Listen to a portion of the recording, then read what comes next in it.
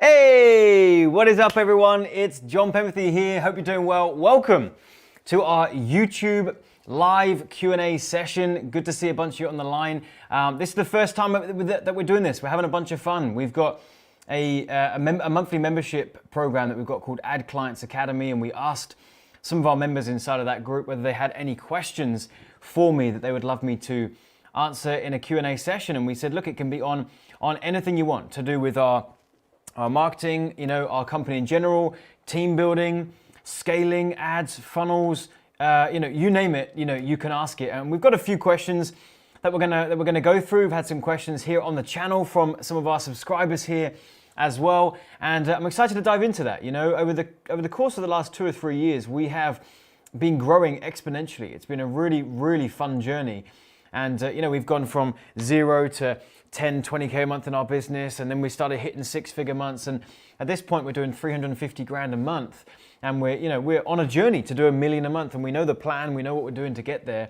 And so we've learned a lot of lessons, and we've learned ways to do things, ways not to do things. We know what works with the traffic generation, the funnels, the sales process, and more importantly, scaling.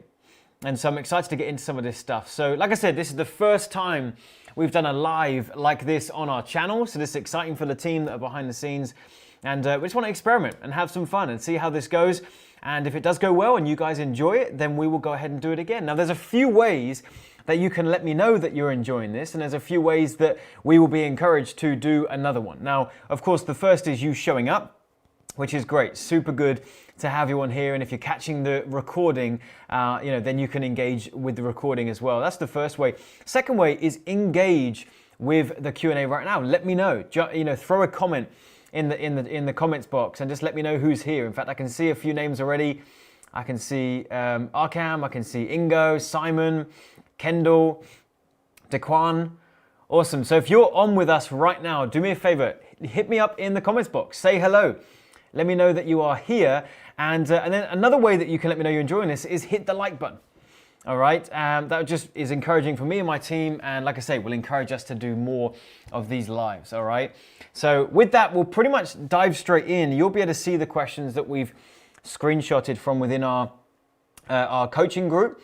And you'll see that pop up on the screen, hopefully, if everything works as it should. And I've got them here in front of me as well. I see Chris. Good to have you on, my man. Lisa is here as well. Awesome. Good stuff. All right, look, we're going to dive straight in. The first question that we had that came in from one of our students is Simon. Simon, I know you're on the line, which is cool, and you've been through some of our higher ticket coachings, and now you're inside of our Ad Clients Academy. And you've asked a good question, and it's one that I know, talked with you about before, but this is a good one to kick things off with, because this is something that I guess comes up for a lot of people, and we've had variations of this question many, many times before. So Simon says, Jon, when scaling, how often do you recommend reinvesting your profit from your funnel back into ads versus taking profit out and putting it into your personal account for living expenses and things like that? How do you find the right balance with that? So this is a good question. Now, the first thing to say on this is that there is no set in stone answer. That's an important foundational thing to mention here. There is no, hey, spend $1,000 on ads. When you recoup that and you make X amount, take $200, put that back into ads, launch these campaigns, and there is no set plan like that. So it is open to a bit of interpretation, but I'll do my best to guide you, okay? The first thing is when you're starting out your business and you've just packaged up your knowledge into a program, you've built your funnel, you're getting things rocking and rolling, you're starting to get some ads cranking, and you're waiting for those first few customers and clients. When you're in the beginning phases like that, you actually don't want to be relying on the revenue you're earning from your business to pay for your living expenses, because this is where that line can get blurry. Okay, I've spent X amount on my ads now. I've made this much back. How much can I draw from that? How much do I reinvest? I've got my living expenses. I've got this. I've got that. That's when the line gets really blurry, and you don't want to be in that situation. So what you actually want to do is you want to make sure that all of your hard living costs, all right, your bills, your rent, your mortgage, whatever it is, all of your hard living costs have got to be covered by something other than your business in the beginning stages of your business, all right? So an example of this would be, I am not a big fan of when I hear people say, right, I'm getting fired up about my business, I'm going to quit my job and I'm going to go and do this full time. And it's like, well, how are you going to pay your bills? Well, I'm going to make this work. It's make or break, that's the accountability I need. I've got to get this thing done. I don't think that's the best way to do it. I don't think that's the best way to start off. It's actually, it's not even like, it could be an okay place to start. I don't think it's a good place to start, because now you're building your business out of desperation, and that never goes well. I've never really seen that work, because now every dollar you spend on your advertising, you are desperate to recoup that because it's got to pay for something. But your business isn't there yet. It's not at that place. So if your business is not off the ground and you don't have momentum, you should make sure that you keep the job that you've got and you work on your business on the side. If your business is not producing enough to cover your bills, but you've got a bit of momentum, then perhaps there's a part-time job for you that would be a good option, right? Or maybe there's something else you can do to produce some income. Is that making sense? That is really, really important, foundational stuff, right? So that being said, your living expenses are covered, your hard costs are covered. Now it's just a case of, okay, well, we are growing the business and we're setting aside a budget to be able to do so. So now we're a little bit more flexible with our ability to grow, all right? And now we're in a position where you pretty much want to reinvest almost everything in the beginning phases. If you know that your hard costs are covered, and whether your business works or it fails, you're going to be okay and your family's going to be okay. Now what you need to do is just make sure that you continue to reinvest in the early stages. Everything you make, you put back in. That's what I did in the very, very early stages of what I was doing. When I started making sizable money, of course, at that point, we start taking some stuff out.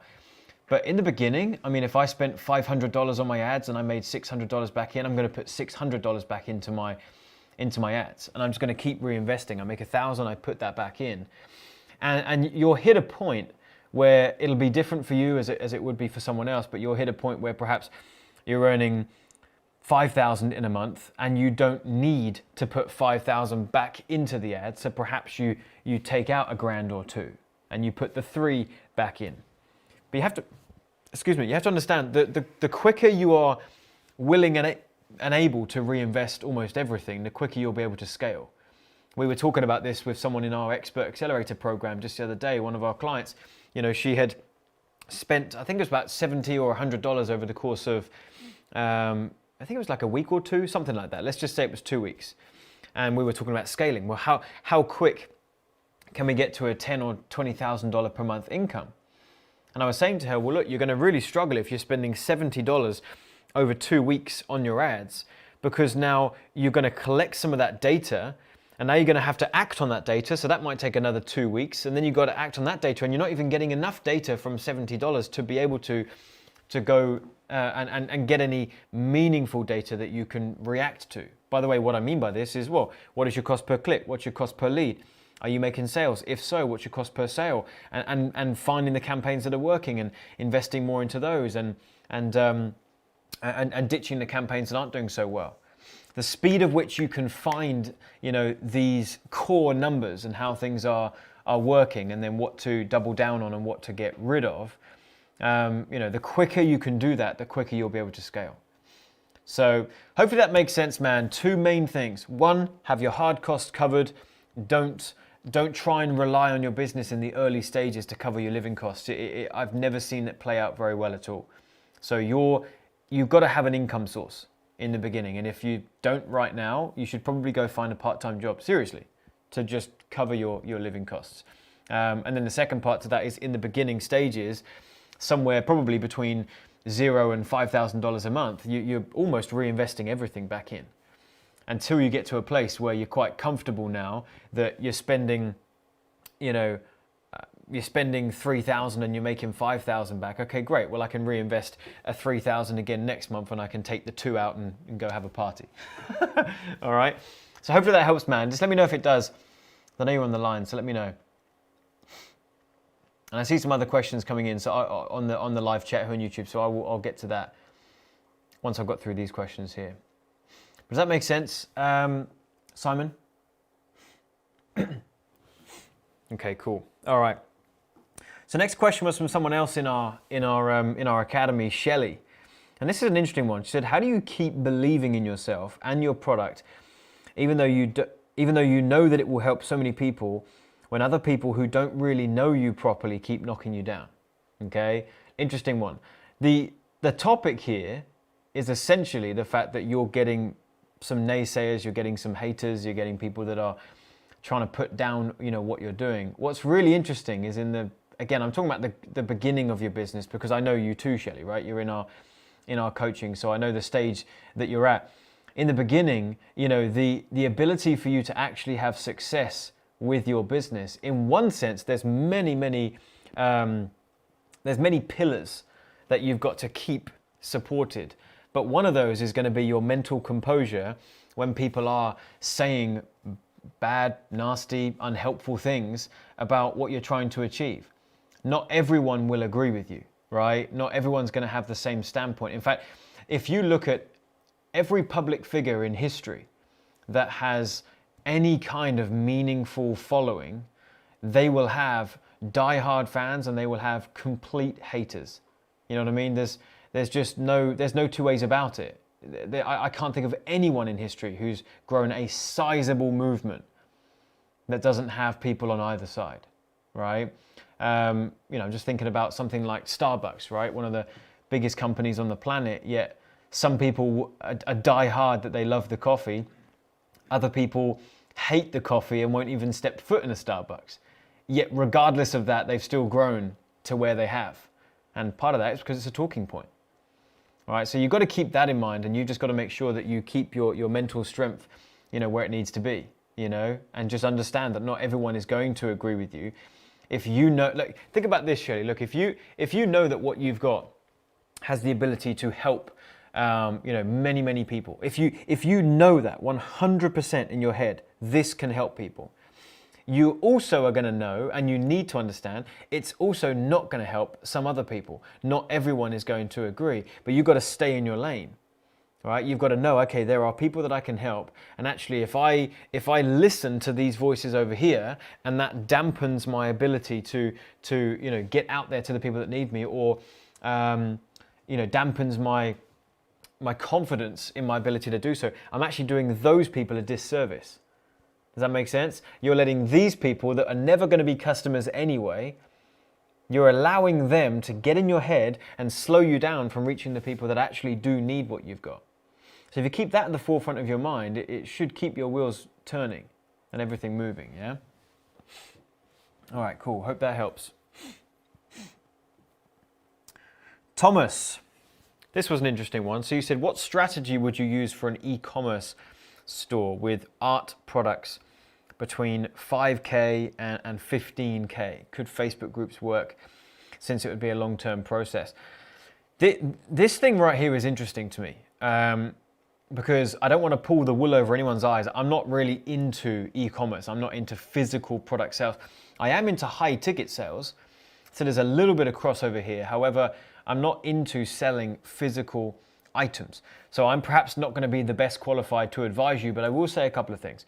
The first thing is you're in an industry where there's going to be less need for someone to go through a long, laborious sales process, right? If you are, I don't know. I mean, look, if you think about high ticket stuff that I sell, we'll have someone go through a webinar. Once they watch the webinar, they'll perhaps book a phone call with me. Going on, they have a phone call with my team, and then we'll see if our program and our coaching is a good fit for them, and maybe enroll them, maybe not. It's quite a long sales cycle. we've got a way to shorten it and make that work quite efficiently. But just as a sales process by itself, it's quite a long process. And you don't perhaps need that. You just need to get in front of the right people who have a ton of money to spend, who like art similar to what you've got. It's going to be, for the right type of person, an impulsive decision, isn't it? You know, if someone's walking around a store or you see an ad, to the average person, you see a $50 piece of art, you're not really going to be contemplating that for weeks and weeks and taking notes and making a decision. If you saw a piece of art that you really liked and there was a place on your wall at home where it could go, you would impulsively pick up that piece of art for $50. Now, for you targeting high ticket buyers in the art space, well, you're just trying to find the right type of person that will be that impulsive, but at a higher price. And I don't know how well your sales are going right now, but if you've made some sales, you'll already know that, right? There are going to be people that will just impulsively drop 15K for a piece of art if they like the look of it, because you're targeting a completely different caliber of person. So in your industry, it's probably going to be more word of mouth than it is bringing yourself online. But if you do bring yourself online, it's really a case of setting up your social profiles. You're ready to attract that type of person when they're ready to go. You know, so let's say your Facebook profile, you'll make it very clear in your cover image and in your description and in the posts that you're making. You'll make it very clear what you're about, what's on offer, the art that you've got, and where they can come check it out. And then perhaps you'll be posting in Facebook groups and providing as much value as you can, or you'll just be then at that point, it's just about getting exposure. But I would be hesitant for you to run ads to something like this. Most people, if they're selling high ticket, I would recommend ads. For you, I probably wouldn't, because you're going to have perhaps some more costs that an information product would not have. So ads, not so much, unless you do a test and you start acquiring these customers very, very cheaply, but I'm not sure that you would. So anyway, hopefully there's something in there that helps. But like I said, I don't think you need a big, long sales cycle, but e-commerce is not my main space. All right. DeQuant says, John, will you keep this live stream posted on YouTube? Yes, I believe we will, won't we? Yep. So that'll stay up. All right, I'm going to come back to some of these questions in just a moment. It might be worth you getting up the stream so you can actually scroll back on the questions, because I don't know what one you look for. Oh, that's all right. I'll just tell you when we get to it. Yeah. That's all right. All right, cool. So next question was from James Brandon. So you said, what is an ideal funnel for a low-cost membership? And could you explain what a bridge funnel is and what type of content needs to be on a bridge funnel? Good question, James. So what is an ideal funnel for a low-cost membership? Well, firstly, I want to rule out a webinar, because you hear me talk about webinars a lot. And so, some of you may just think I would just default to say that. I'm not going to. Webinars are really for higher ticket price points. If you're selling a course for $500, $1,000, $2,000, or even much, much, much higher ticket, and you want to get someone on the phone first, you'd still go through a webinar to indoctrinate that person and then get the call booked. For a low-cost membership, and I'm not sure if you're on the line, if you are, let me know how much we're talking about here, whether we're talking about a $10 a month or $50 a month or $100 a month. If you are on, let me know. But judging by you saying low cost, I'm assuming somewhere between a few dollars and a few tens of dollars. It's pretty much going to be going through an opt-in page and straight to a sales page, straight to a VSL. I'm not sure if you're in, oh, of course you are, James. You're in our Ad Clients Academy. There is actually a lesson inside of our academy about how to put a video sales letter together. I'm not sure if you've seen that yet. That'll break down my framework for how you piece together a VSL, how you record it, how you script it. You pretty much just need a front door, which is your lead generation, and then you just take them straight to a VSL. You wouldn't even need necessarily to have some big glorified bridge video, as you were about to ask about, and I'll answer that in a second. You don't even need a big long bridge. Just take someone from a social media ad through a front door, which is your lead generation efforts, name, email, perhaps think of giving away some kind of lead magnet. We've got training on that inside the academy as well. You can go check that out. Put some kind of lead magnet together, they opt in for that. Immediately on the next page, they're hit with your offering to join your membership. And again, use the framework that's in our academy for how to piece that together. Yeah. So that's what I would be doing for that. And in fact, that's what we'll be doing for Ad Clients Academy, even though it's not technically low ticket. But yeah, that's still what we'll be doing for that. Straight to a good, decent VSL. Yeah. And then you asked, what is a bridge? I'll answer that too. So the way to think about it is a bridge funnel is where you've got your lead capture, name and email, and then you've got a piece of sales material. And then in between that, sandwiched in the middle, you're going to have something that is pure content and training that bridges the gap between someone who does not know you and the sales material. Sometimes putting those things too close together puts someone off from purchasing. If they opt in for something and then immediately on the next page, they've never heard of you before, but you're selling something for $1,000, perhaps you're going to run into some trouble there, right? Because they haven't been able to get to know you yet. There's no, no like and trust. There's none of that stuff yet. So a bridge is designed to bridge the gap, as the name suggests. They opt in, they get some more value from you. They're like, oh, this is actually pretty cool. And then they get the chance to hear about your sales material. And perhaps they'll be more likely to take you up on that offer because they've been indoctrinated. But you only need that level of indoctrination if you're selling something higher ticket. So for your low ticket offer, your low ticket membership, I don't think you even need a bridge, yeah? Hopefully that makes sense. All right. So let me check the chat box here real quick.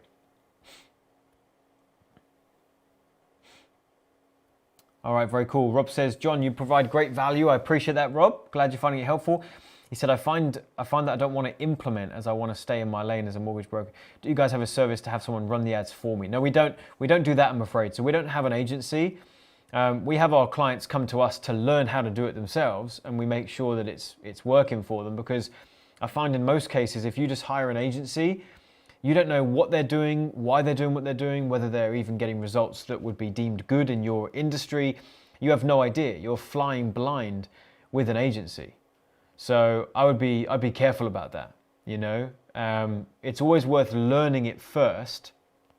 Yeah, getting in the trenches, perhaps you or someone on your team, and then once you know what numbers you should be expecting or what you have been expecting, then you can outsource it to an agency and you can keep a bit of a better eye on them and what they're doing. Make sense?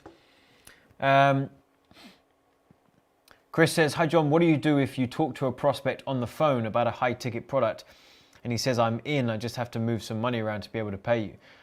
It's pretty simple, Chris. You ask for a deposit.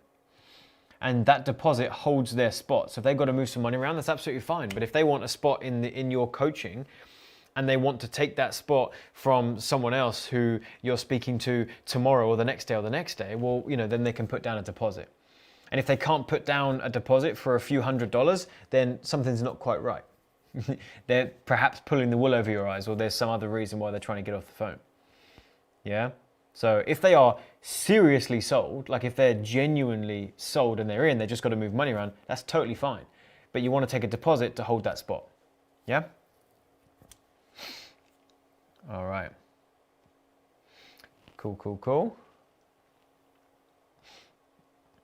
As a wedding photographer that has a website and videography services, is a sales funnel necessary, or is providing value necessary? Should I just send traffic directly to the site? No, do not send traffic directly to the site. It's a horrible idea. Okay, a website is just a bunch of stuff that someone can land on and just have a look around. Click on your contact us page, look at some of your images, look at your portfolio. There's no urgency to move forward. There's no scarcity. If you are wanting to land some of these weddings, then you need to be positioned as not only the best solution for them, but also some form of urgency and scarcity to take action.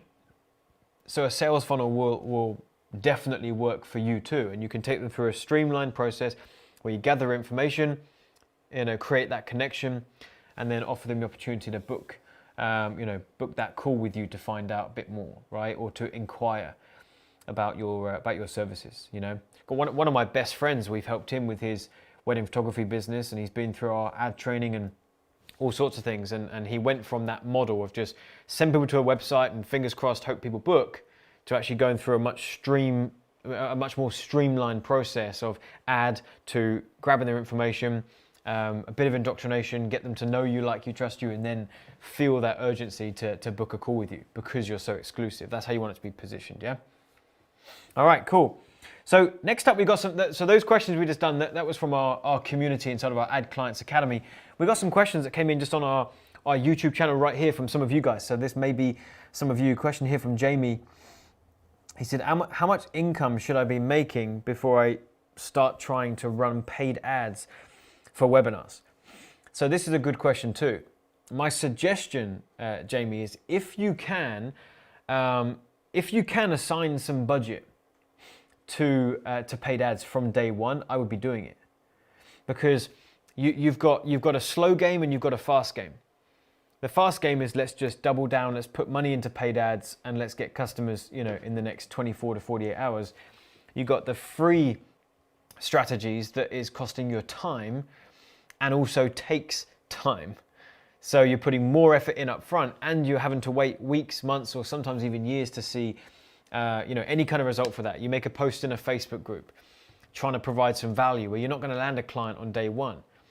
That group needs to get used to seeing your name coming in. You've got to keep thinking of different things to post in there to provide, more value.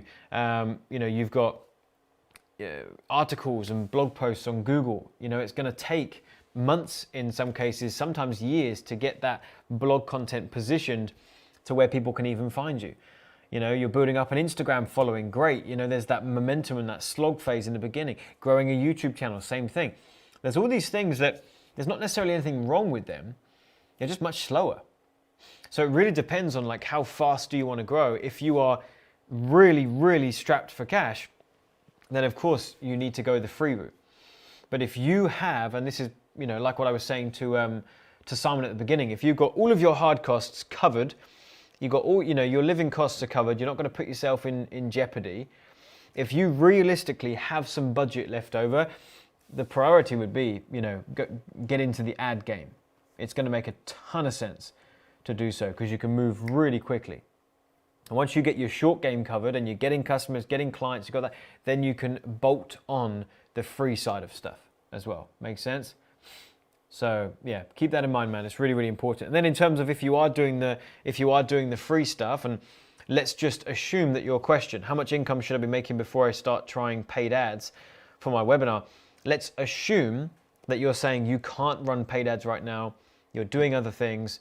What's the point where you should transition over? It's really as simple as you should do that when you have budget assigned that you are not emotionally attached to. What do I mean by that? Well, you're making a bit of money, and if you take $500 from this little pot over here and you start trying to run some paid ads, if that feels like, oh my gosh, I'm putting this into paid ads and this has got to work and I'm freaking out and I'm refreshing every 5 minutes and this thing, if you're feeling like that, we get back into that place that I was talking about with Simon earlier of desperation. And I've never seen that work very well. You have to be willing to put budget up front and go, look, I'm just testing. I'm testing. So the time is right for you, Jamie, when you can assign some budget that you're not emotionally attached to, that you can just get some data from and then make decisions based on that data. All right? Okay, Mickelson twins. Cool. So you said, our 1K course is so inclusive that it's hard for me to think that people will pay 5K considering how much they got for 1K. Could you help me understand how to do this? It's a good question, actually. I have transitioned from selling courses at that price point to doing high ticket. And there's two things to keep in mind when you're thinking about this. By the way, if you're on the line, just let me know in the comments box here on the YouTube stream. I'd like to know if you're here. There's two things you can do. Number one, if you would like to keep your $1,000 course and also position a $5,000 course, if that's where your question is coming from, then you just got to keep in mind at this point it's about access. If they are the same training, if it's the same topic, it's now about the access. The $1,000 course may have some of your best training in it, may have all of your frameworks, all this great stuff, but they're getting the training. Now at the 5K price point, in that program that has a new name, new structure, all this kind of stuff, they get the same or similar training, but now they get more access to you. Perhaps there's a weekly Q&A coaching call. And if you already do that in the $1,000 course, then you remove it. You just make the $1,000 course just the training and some level of support, but you take some of the stuff that would need to be positioned as getting closer to you and you put that in the 5K offer. So perhaps you have a weekly call, or perhaps in the $1,000 course, you have a weekly call that they just text type in the questions, whereas in your 5K course, they get to jump on Zoom with you and turn their camera on and turn their mic on and actually interact with you. That would be an increase in access to you. Perhaps there's some way that they can be getting in touch with you personally. I have a top tier coaching group, it's called the Platinum Group, and they get access to me on my phone. We have a specific app that we use where we can send voice messages to each other, and I check it every single day. So for my coaching students, they always have a direct line to me, not through a team, not through a gatekeeper, a direct line to just send me a voice message and I respond back. And so it's things like that. That's the extra level of access that people would be paying for. All right. So that's the first option, keeping the 1K program and also creating a 5K program. It's about access at that point. Hey, if you're loving the training, but you want to get closer to me and the team and you want to have that extra level of coaching, that's why we created this program over here. Make sense? The second option is that you actually take the plunge into high ticket and you transform your $1,000 program into a $5,000 program. I've done this before and it was the best thing I ever did, transforming something that used to be sold for $1,000 and making it high ticket. The profit margins are so much better. You get a better quality of client. They get better results because they're more invested in the process because they've paid more. So you get greater success stories and testimony. I mean, just the whole thing works so much better. So my advice to you is that you would go with the latter option. If I were you, I would transform that $1,000 course and take the plunge. Take the plunge, right? Worst case scenario, you stop selling it at 1,000, you start charging 5, you add some extra components to make it even bigger and even beefier and more access to you. Worst case scenario, it goes really horribly wrong, you can put the price back down. Or if you've already got some people that paid the 5 but not enough to make it work, then you can just relaunch a $1,000 course again with a new name or something like that, right? But high ticket, man, it's especially where things are going with the price of traffic, the level of competition, costs are only going up. So if you do have the option to go high ticket, 100% do it. It makes a ton of sense. In fact, this right here, shameless plug, is the perfect thing we can help you with inside of one of our coaching programs. If you want to shift from a $1,000 product, or if you just want to create something additional, dude, I have walked this path. I know exactly what to do. So we'll put a link somewhere. I'm not sure where we can put it, Pete, perhaps in the chat box or in the, I don't know, we'll find a place to put it, or you can just find us online. Find a way to book a call with someone on my team and have a chat about our coaching, because we can absolutely help you crush that. And you'll get an ROI on that very, very quickly if you're selling a 5K price point. All right. Cool, hope that helps. All right, so got another question here from Joe. Quite a big question, but we'll pick out the part that we need. So Joe says, I'm not good with techie stuff and I'm reluctant to spend time trying to figure it all out. I've had a call with your team, but I'm looking for something where someone does more of the heavy lifting. If you have time, what are your thoughts? So interesting, it's gonna be similar to what I was saying to the other chap on the live stream just a moment ago, which is if you are in that position where you are trying to find someone else to do all of the techie stuff for you and you don't even want to learn it and you don't want to come close to it, you're actually going to get yourself in a really, really tricky situation. And I'll tell you why. If there's anyone else watching the live stream here or catching up on the live stream, I want you to pay attention to this part as well. There is a huge temptation in the beginning days to just bypass learning the tech bypass learning funnels, bypass learning ads, and just find someone else to do it for you. Let me tell you why this is difficult and can prove actually dangerous and detrimental to your business. One is it's very expensive.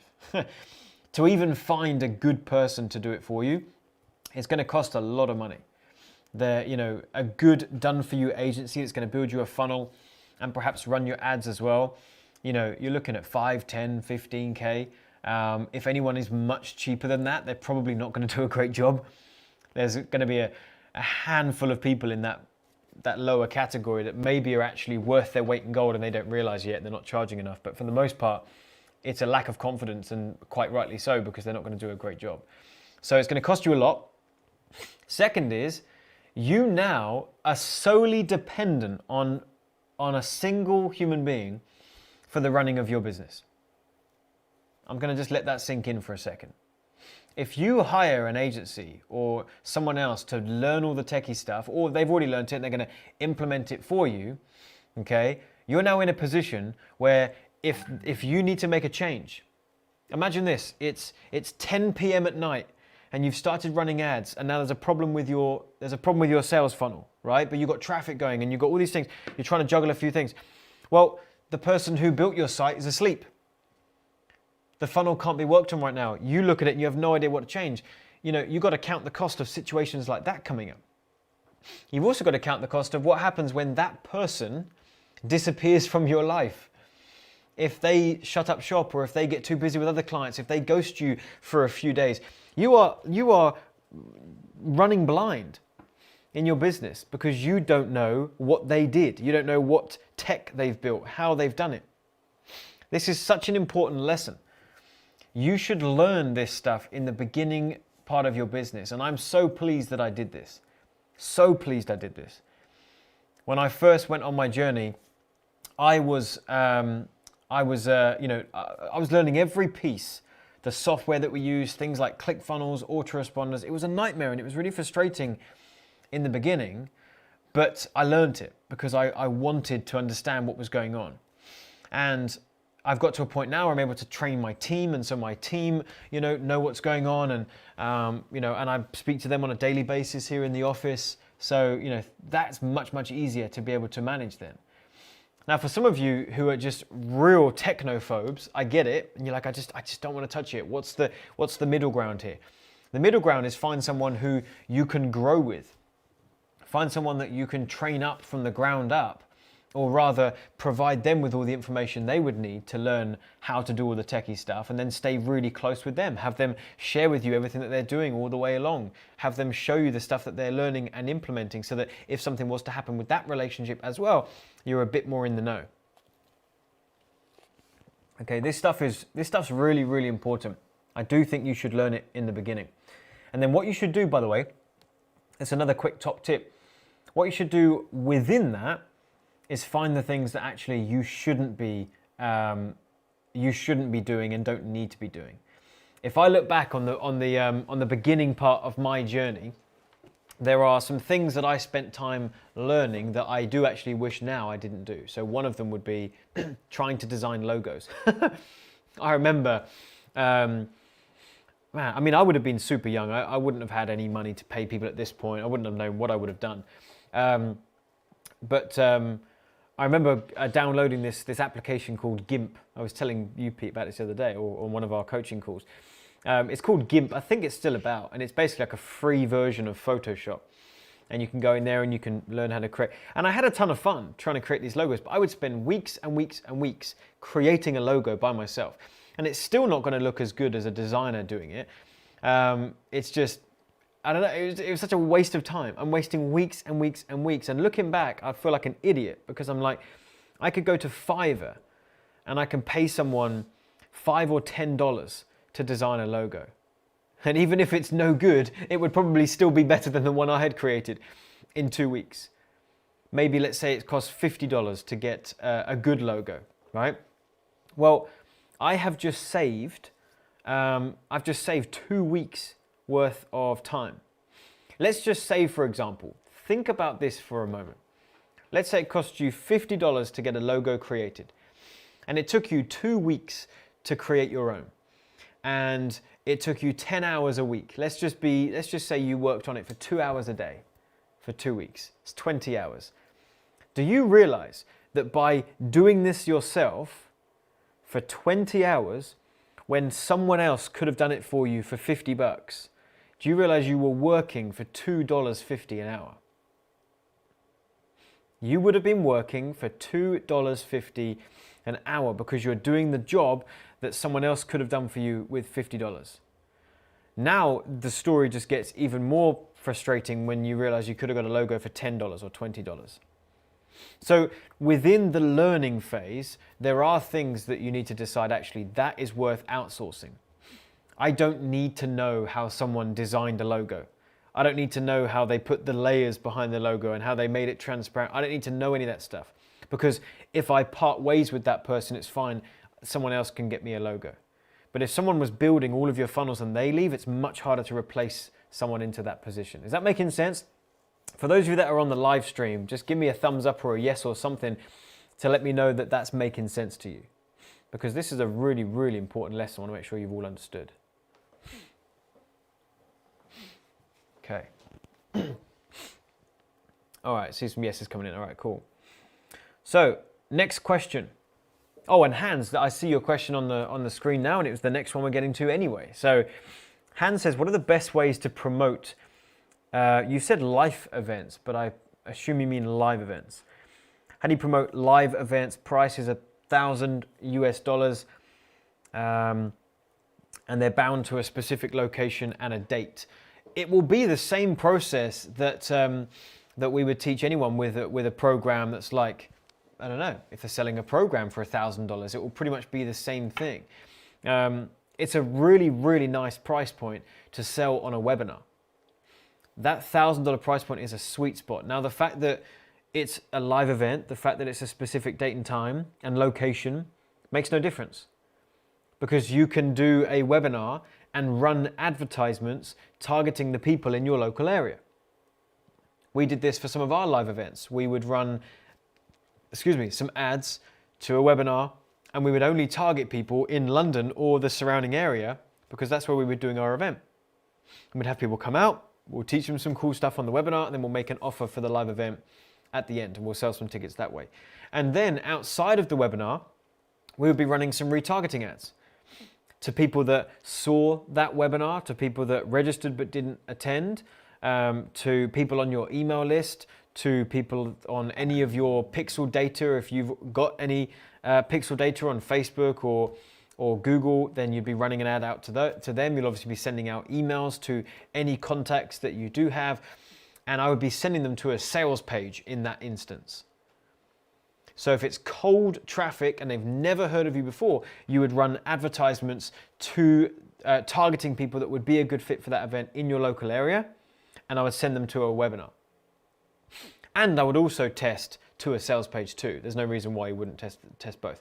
But if it's warm traffic, email list, pixel data, retargeting, all the stuff I just mentioned, then I would bypass the webinar in most cases in that, because they're warmer. And I'd take them straight to a sales page. And that sales page would have countdown timers on it, it'd be really specific. We'll have a certain amount of tickets that we're selling, and there would be some scarcity on that page as well. And that's how I would do that. All right? Hopefully that makes sense for you. But yeah, that $1,000 price point is a nice sweet spot for a webinar. So I would definitely give that a go. And then I would also create a great sales video. I'm not sure if you're in our Ad Clients Academy, but in that membership, we have some training, two in fact. One course teaches the sales video, scripting and framework. And then we have another course teaches the sales page structure and frameworks, what the page should look like. So if you're not in our Ad Clients Academy, we're actually closed right now, I believe. But if you see us open that membership again, I would jump on that, because there's some great training in there on that stuff. All right. Okie doke. All right, Mira, good question. Mira says, there's more and more BizOp coaches doing YouTube ads to promote their courses. How do you stand out from the crowd? Or how do you differentiate yourself from everyone else with your ad? This is really interesting. What you've got to realize, firstly, although there's more and more people that you're seeing running YouTube ads, specifically in your space of, make money online, did you say it was? How do you say? Oh yeah, in the biz ops space. So although it seems like there's a lot more competition, you can also compare YouTube to another platform like Facebook and realize that actually YouTube is still wide open. Facebook is absolutely crowded. You've probably heard all the wacky stuff that's going on there, shutting down ad accounts, disabling accounts, banning people, disapproving ads left, right, and center. It's a bloodbath over there. Now, by the way, I'm still not knocking it. It's still quite like Facebook. We still have some ads running on Facebook, but it's far more competitive. YouTube's wide open. So even though there's more competition, there's still quite a lot of advertising space. And then it just does become, the question of how do you stand out, which is the question that you've asked, so that you've asked the right question, because that's the biggest thing. And this is actually what we teach. We have a whole module on this in our Expert Accelerator program, where we break down how you target the right type of client and how you speak to them, or the right type of customer that you want and how you speak to them. Because that's the big difference, right? I've got it up on the board over there, I can see it, but I can't bring it into shot. But I was teaching on the board to our clients just the other day, and I was sharing how if you've got two people teaching the same thing, right? Let's just imagine for a second that they are exactly the same type of coach, they deliver the exact same type of training, everything's the same, okay? But now imagine that one of them speaks to the specific pain and the frustrations and the desires that the person on the other end of the screen has, and they connect with them better than the other one. Who's going to win the business? They are the same coach. They have the same training. They teach the same thing. But the person that was able to connect with the ideal customer the best wins the client. You could even go as far to say the person who doesn't have the best deliverable will not always win. There actually becomes a point where having the best product is, this is important, I'm going to slow down and say this again.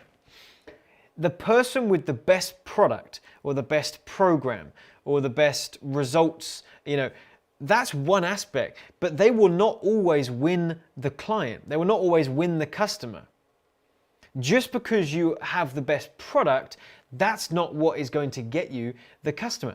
Having the best marketing is what's going to get you the customer. Make sense? Having the best product is all about the back end. When someone's in, are they going to be happy? Are they going to get the result? Are they going to stay long term around your ecosystem? But to actually win the customer, hear this, to win the customer or win the client has almost nothing to do with the actual product itself. It has everything to do with the marketing. Then once they're in, of course, you've got to back up what you said. But it's in the marketing. So you could even argue that person over here has the best product and this person has an awful product. But if they had better marketing, they'd still win the customer. So the best place to be is have the best of both. So how do you become really good at marketing? It's like I was just saying, you connect with the ideal customer or client better than others in your space.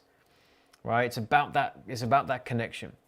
And so you need to figure out what are their pains, where are they stuck, what are they struggling with, and how can you get down to their level and speak as closely as you can to where they're at, to be able to relate to them. So rather than coming out with a YouTube ad just saying, hey, if you want to learn how to make, $10,000 a month, I've got a simple, super duper secret system for you that's going to show you how to do that in 3 simple steps, right?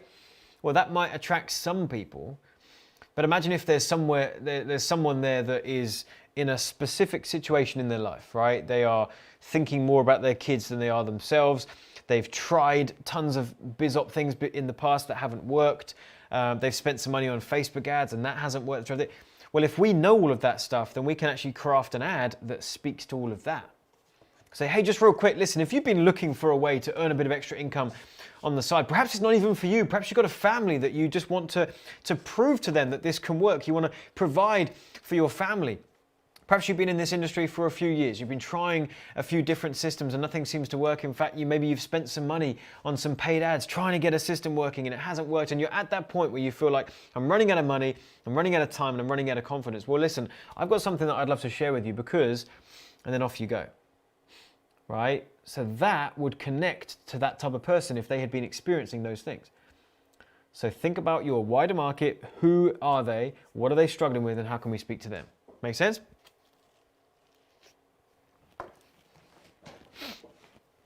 Kendall, man, I appreciate that. Kendall says, you cannot reinforce this enough, John. Recommend Add Clients Academy learning modules. Good stuff, man. Pleased that you're in and pleased that you're enjoying it. And DeQuant says, can you add countdown timers with ClickFunnels? Yes, you can. Yes, you can. They'll allow you to do that. All right. All right, Austin. Austin, so you've said, what's the best practice when setting up a sales call funnel using YouTube ads? I'm actually going to do a shameless plug here again, because this process for a sales funnel to leading to a book a call using YouTube ads is literally what I am re-recording right now for our Expert Accelerator coaching program. It's not cheap, it's a considerable investment, but inside of Expert Accelerator, and like I say, I'm re-recording the modules literally as we speak. We're on module 3, we're gonna have 4 done next week, and we're gonna keep moving forward. It'll be 6 in total. This is the model that we focus on. Selling high ticket, doing that on the phone, using a webinar funnel to be able to do that, and then fueling it with YouTube ads. This combination works so well, and the way that we script the calls, the way that we indoctrinate the calls, it feels amazing on both sides. The people that speak to my team on the phone, it doesn't feel like a sales call. In fact, it's not entirely a sales call, because we turn away more people than we accept. So it's genuinely a filtration process for you to determine if the person you're speaking to is a good fit for you or not. And if they are a good fit and you make the offer, we've got strategies to be able to actually enable what we call a one call close. Actually close them on the first on the first meeting. So Pete put a link in the chat box, I believe. If you guys scroll up, you'll see that there. You'll be able to go to that page and book a call with someone on my team. And you can mention that you're on the YouTube live with John, and he mentioned Expert Accelerator and you were interested in hearing more, and they can take you through that. But firstly, I mean, that model right there, that is our bread and butter. That has taken us to 350 grand a month. So we can show you the ins and outs. But I'll give you a bit of a rundown right now. So what's the best practice when setting up a sales call funnel using YouTube ads? Well, firstly, you're on the right line with YouTube ads. If you're taking someone into an extended sales process, perhaps a webinar, which we'll talk about in a minute, definitely a phone close, then you're trying to attract someone that has a good attention span because they're going to be going through all this stuff with you. YouTube, we've just found that the quality of people that come from YouTube, it far exceeds what we see on Facebook.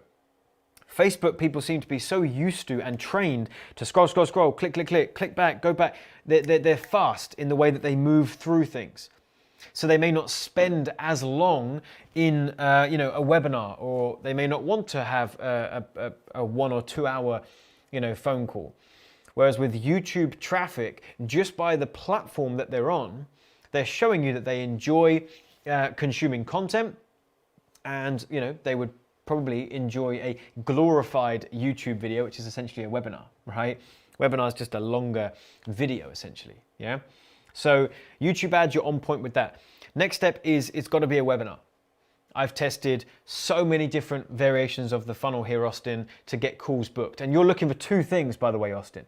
You're looking for 2 things. You're looking for call quality. You want to get a high quality of call booking, and you want to get it for the lowest price. Those are the 2 things that you are looking to do, yeah? And I've tried so many things: bridge funnels, short bridge funnels, long bridge funnels, delaying the button, not delaying the button, allowing them to book a phone call first and then fill out an application, doing it the other way around, doing a webinar, doing a short webinar, long webinar, just-in-time webinar, multiple times. I've tried absolutely everything. What I will tell you here and now on YouTube is a webinar beats a bridge video when you're trying to get calls booked to satisfy those 2 things: call quality and the price. So I would do a webinar, and I actually find that a just-in-time webinar works really, really well as well. And then finally, when you invite them to book a call at the end of the webinar, you have to make sure they fill out an application form, because that's going to be your first port of call for disqualification. You want to ask the right questions, and you want to find out if they're actually a good fit. And if they're not, you can just delete that application, and you don't need to speak to them. That's part of our process, is that you've got to make sure you're only speaking to the right type of people that are actually a good fit, that you're going to be able to help. And if you are seeing from the application that you can't, you shouldn't even be getting on the phone with them. You're wasting their time as much as you're wasting your time, right? This is why the whole traditional way of building a coaching business is broken. because, you know, your phone rings, you answer it, you know, and that blows my mind that people build their business that way. It's like, you know, any call that they can get, they're going to answer, or any referral that they're passed, they take that call. And you think, gosh, you're spending like an hour or two on the phone just to find out if you should even be on the phone with them. That's what a webinar should do. And that's also why a webinar is so powerful, to get a phone call booked, because they're going through an extended training session with you. So the wrong people are going to not want to even book a call with you based on what they've seen in the webinar. So the webinar is doing the first part of what your phone call would have done had you just jumped on the phone with them straight away. Make sense? So there's a couple of tips for you there, but dude, I can't tell you, man. You should just jump into Expert Accelerator. All right. Talicia, many people complain that they aren't getting opt-ins when they run ads and that they're wasting money. Is YouTube getting too congested? This is, I don't mean to sound funny here, but perhaps it will. If people are saying that, they're probably just not doing it very well. Okay? They're probably just doing a terrible job. I don't know who you're saying many people complain. I don't know, whether that's just a general statement you've thrown out or whether you actually have a network of people that you are talking to. But if you're not getting opt-ins and you're wasting money on ads, you need better training, or you need a better coach, or you need something, because you're probably doing it wrong. YouTube, I don't know what else to say other than the fact that, YouTube is the lion's share of our traffic generation right now. It's the main traffic source we teach our clients. It's the main thing we use. Right now, because we had some issues with blooming Facebook closing down one of our accounts, which we were trying to get back, and was jib jab. So right now, don't laugh at my words, Pete. Jib jab. Right now, YouTube accounts for about 90% of our traffic generation. And we've got our business to 350K a month. So there's no doubt about whether YouTube works. So if you're hearing people say that, they're probably doing a bad job. I'm not sure what else to say, I'm afraid. All right. Tato says, awesome content. Do you think, good. And this is the last question, guys, and we're going to finish up with this, and then I'll chat to a couple of you in the chat box here and see if there's anything that you need from me, and then we'll pretty much wrap this up somewhere around the hour, all right? So Tato says, awesome content. Do you think a voiceover with slides would work for a YouTube ad with a Make Money Online webinar? Let's take one component out of what you've said and answer that by itself. Let's take out the Make Money Online part, okay? And let's just talk about animated videos with a voiceover just by themselves for any industry, including yours. I don't think that they're very good. It works for certain industries. So if you're selling software, for example, it can work. If you are, I don't know, there's things like that animated videos can work for. But as soon as you do that, as soon as you do animation with a voiceover, you're losing that personal connection. And I find that when you're selling information specifically, people, they connect with the person and they connect with what the person's saying. So seeing a cartoon, dancing around the screen, showing you stuff, it's hard to emotionally connect with that. You see what I'm saying? Like, you might get a bit of value from it, you might be able to connect with it a bit, but you're not getting super emotionally caught up in it. Yeah. Whereas, if you are, if you're the face of the video, or if there's something of a human element to it, you can connect far better. Okay. So that's just in the general sense. I don't think animated works too well for information stuff. Now let's add the piece back in that I took away, which is the Make Money Online. That industry in particular, people want to connect with the right type of person. I know for a fact in the Make Money Online space, people are getting burned left, right, and center. Yeah, so they don't want to see just another animated video of showing, money bags being tossed around and this, that, and the other, right? They want to see a real person that they can connect with and build some trust with, and then move forward into their program. Make sense? So I would not suggest that. All right. So cool. All right. Well, we're going to wrap up here in just a moment. We've hung out here for almost an hour. Let me just see what's going on here in the chat box. Someone says, hi, John. It's Sunny, huge fan. Awesome. Appreciate you being here. Fantastic. Simon says, and similar to Keno, expert exposure, got worth every pound. Appreciate that, Simon. Thank you, my man. Appreciate that. All right. let me just get to that question there from Simon, Pete, so stay there. So follow-on question from Austin's. How often do you find is best to update content lessons for your course and coaching? Good question. So, was there a question from Austin further above, was there, that he's replying to? I think that was on the question you answered from Austin. Okay, cool. So really it comes down to, Simon, when it needs an update, when something changes, you know what I mean? The only reason I'm updating my Expert Accelerator program now is I just feel that we've honed in a little bit more with the perfect model for the perfect client that we can help. So I'm just going to update some lessons. Some of the modules aren't changing that much. Others are changing quite a bit. So we're just mixing it up, yeah? So really it's when you feel it needs an update. Or for example, with like our YouTube ads course, if something literally changes with YouTube ads, well then of course we need to go in and update that because now the training is not as effective as it would be. So it's whenever you deem it needs an update. Some of my courses I update every 6 months. I've got other courses that I've just left as they are for a year, 2 years in fact. So, all right, I think we're pretty much there. Kendall, Absolute John, sound advice, thumbs up. Awesome.